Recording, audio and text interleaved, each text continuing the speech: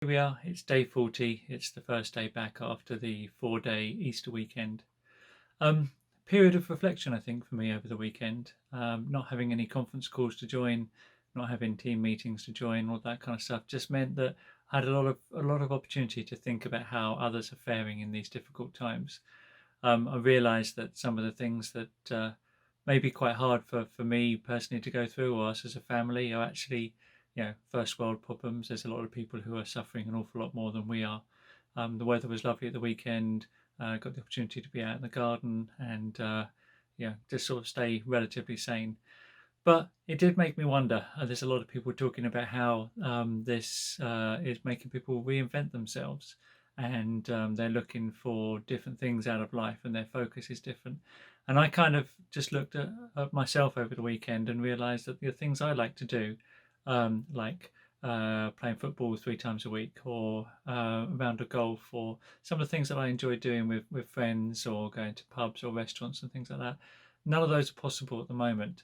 And it made me think about whether I should be sort of trying to reinvent myself a little bit and trying to think of things that I can do at home, new hobbies, new interests, things like that. Um, it's difficult. I'm kind of sitting there and I'm thinking at the moment, no, all I need is just a little bit more patience, because the world's coming back. The opportunity to go out and play football again, or watch football, or Formula One, all of those things that were important to me before, they are coming back. So I'm sort of in a position now where I'm thinking, no, be patient, keep sticking it out, and don't worry too much about trying to reinvent myself to a completely new world. But maybe I haven't quite got that right. It's certainly something I'm going to reflect on this week. And if anybody does have any thoughts as to whether I need to be doing more to adjust and perhaps create a different me in the future, then I'd love to hear your thoughts. But in the meantime, stay strong. The weather's lovely here, and I hope you're looking after yourself and looking after your families, and look forward to catching up with you all soon. Thank you very much. Good morning. Today is day 40 of the COVID Diaries, and I think we're on episode 18 now. We just had the long Easter weekend, which was lovely.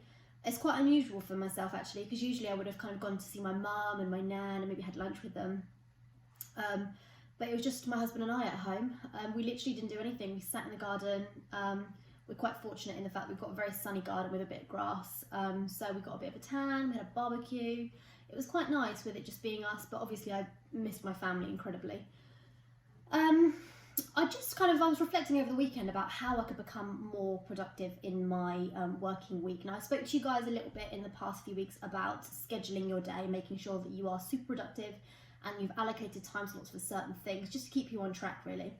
I made a list of some other things I wanted to speak to you about. Some of these things I've been doing, some of them I'm not actually able to do, and I'll explain a bit why I'm not able to do them. So the first one is one that I can't do, is defining your workspace and making sure that it's separate from your home life. I can't do that. Obviously, I'm in my kitchen.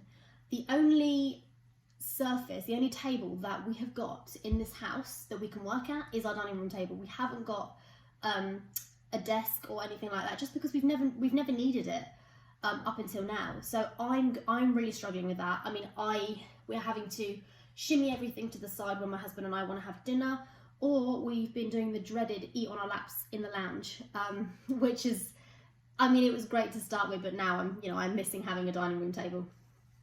So if you can separate work from home life, that definitely will help your productivity.